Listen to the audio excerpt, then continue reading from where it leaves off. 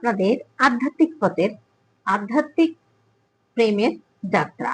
তো আপনার জন্যই তার ভালোবাসা, তার বিশ্বাস এবং প্রচুর অনুভূতি রয়েছে।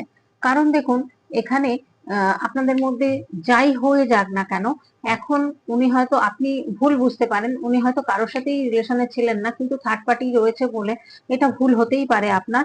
আর যেহেতু সম্পর্কটা আপনাদের দূরত্ব, কারণ এটা ইউনিভার্স কিন্তু যোগাযোগ করিয়েছিলেন আপনাদের, কারণ দূরত্ব দেখা যাচ্ছে এখানে। উনি মানুষকে হয়তো পথ দেখান, কিন্তু নিজের পথ উনি নিজে ঠিকঠাক করে গাইড করতে পারেন না, বা বুঝতে পারেন না কোনটা করা ঠিক কোনটা না করা ঠিক, এটা কিন্তু উনি বুঝতে পারতেন না। একটু ইনম্যাচুরিটি ছিলেন, যার জন্য হয়তো সরে গেছেন, আপনার সাথে খারাপ ব্যবহার করেছেন, আপনি হয়তো ভেবেছেন থার্ড পার্টি ছিল। কারণ পেজের কার্ড এসছে মানে ইনম্যাচুরিটি ছিলেন আপনিও হয়তো ছিলেন, যার কারণে দুজনের ভুল বোঝাবুঝি হয়েছে। এটা বোঝার চেষ্টা আপনিও করেননি, বা আপনি এমন ব্যবহার উনি করেছেন, আপনি বুঝতেই পেরেছেন যে, চিন্তা করে নিয়েছেন যে কেউ থার্ড পার্টি আছে। সেটা হতেই পারে। তবে এই যাত্রাটা কিন্তু আধ্যাত্মিক পথের যাত্রা। এই দুটো সোল কিন্তু ইউনিভার্সে এক জায়গায় আপনাদের নিয়েছেন। প্রচুর ইমোশন কিন্তু ওনার রয়েছেন। উনি কিন্তু খুব ভালোবাসা, আপনার প্রতি বিশ্বাস, আপনার প্রতি অনুভূতি রয়েছে, এবং আপনি যে মাইন্ডের, উনিও কিন্তু সেই একই ধরনের মাইন্ডের। আপনিও ঈশ্বর বিশ্বাসী, আধ্যাত্মিক পথে রয়েছেন, সেও রয়েছে। এরকম কোন ব্যক্তিদের সঙ্গে মিলবে, আমি বলে দিচ্ছি। এইখানে কিন্তু দেখা যাচ্ছে উনি প্রথম দিকে একটু খারাপ ব্যবহার করেছিলেন, উনি চিনতে পারেননি, আপনাকে বুঝতে পারেননি, তার জন্য অনেক কষ্ট পেয়েছেন।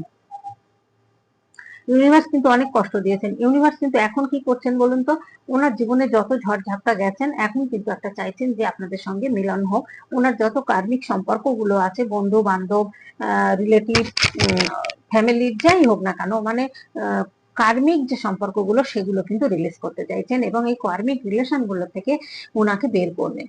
বের করে তবেই কিন্তু আপনার কাছে পৌঁছাবেন। হবে খুব তাড়াতাড়ি, হয়তো মাস দুয়েকের মধ্যে আপনাদের মধ্যে কিন্তু সম্পর্কটা আবার আগের মতো জায়গায় পৌঁছে যাবে। কারণ আপনিও সেই একই জায়গায় রয়ে গেছেন, ওনাকে ভালোবাসেন, অন্য কারোর কাছে যাননি। যত বছরই নো কন্টাক্টে থাকুক, আপনি ওনার জন্যই কষ্ট পেয়েছেন, আর উনিও দেখা যাচ্ছে যে আপনার জন্যই কষ্ট পাচ্ছেন, এবং আপনার কাছেই কিন্তু ফিরতে চাইছেন। আর আরেকটা জায়গায় মিল রয়েছে, দান ধ্যান করা।